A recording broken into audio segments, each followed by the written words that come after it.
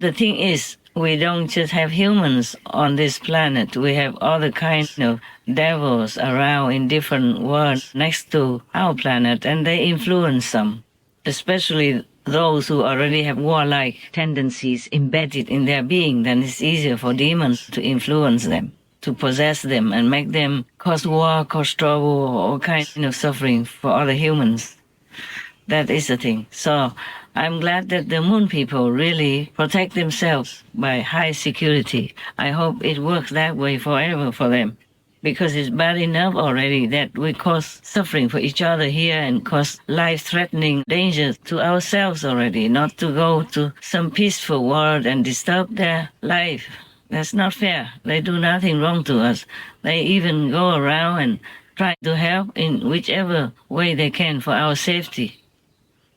I just hope the moon people don't go too deep inside our own karma and then get sick themselves and bring it back to the moon. Oh, please, God, protect these moon people. They are so good. And then in the beginning of our conversation, I already asked the king, why is it that they are so kind to me? Me and my other monks in former times, when I had a lot of monks, we didn't have a home. So we camped in the nature, near the river, stream, so that we had water to drink. And we just sang or roasted potatoes between my lectures. And so I said, why are you so kind to us? Because sometimes when we were singing in nature under the moon, your moon just stood still for hours on end until we finished and we wanted to go to sleep. Then you just dropped down behind the mountain so fast. Many of the monks are still alive, and so I'm not telling just a story. It's a true story, yes. And similarly, many times different things, or the moon just smiled so bigly as if you were looking at the face of a human in the sky. The whole moon became a face, a smiling face. One of your brothers, in Costa Rica, he saw it. And one of the monks saw it and still remembers. Maybe he told it one time to somebody or not. But I'm telling you a story in which the witnesses are still alive, yeah? I'm just telling you. And many other things, a lot of things. Before, I used to take the monks and nuns around when we went anywhere. So they witnessed many things that outside brothers and sisters did not.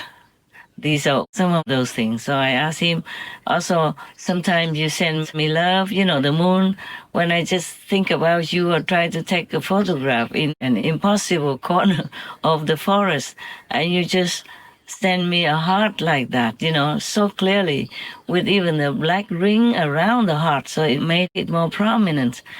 Why have you been so kind to me like that, so friendly, so loving? He said, because we love you. That's why he said, so simple like that. I said, I love you too. I think we all love you, the humans and the animal people. We all love you. You're so beautiful in the sky. You're so unique. Without you, I don't know what we would feel, to live without the moon. So I was happy to hear that also. He said he knows. That's why he also tries to help with the security for our planet as much as he can. But we ourselves don't even care about our safety, security, food, water, starvation, or whatnot. People outside of our planet have nothing to do with us, still care so much about us. People from Mars, from Venus, and from the moon. As far as I know, there are more, of course. I love to speak to all of them because they have so much knowledge and peaceful energy, that you love them. But I don't have so much time to even talk. It just comes out sometimes. When it's naturally there, then I would talk to them. If not, I wouldn't run around the whole universe and from one place to another, knocking at their door and wanting to chat.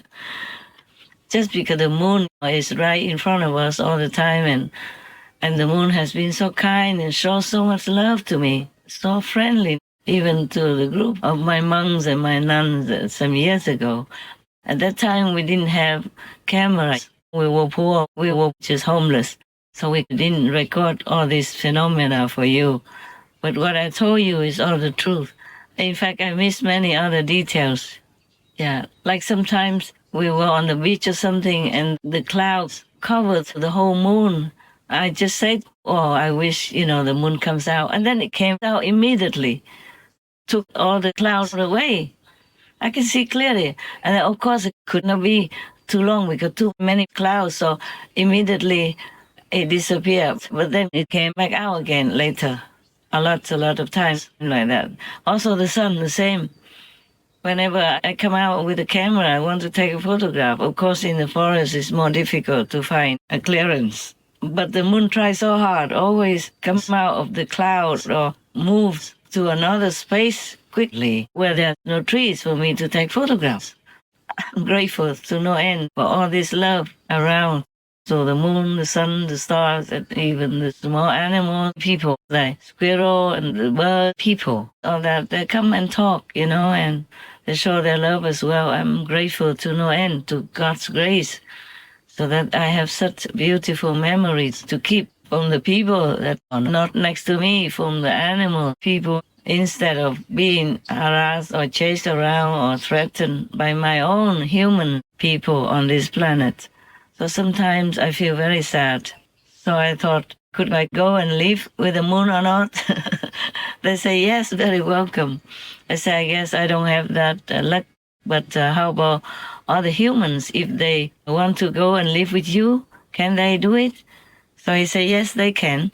But they have to be on our same level, number one. Number two, they have to really be committed to stay with us. And then after they die, we will welcome them and bring them here.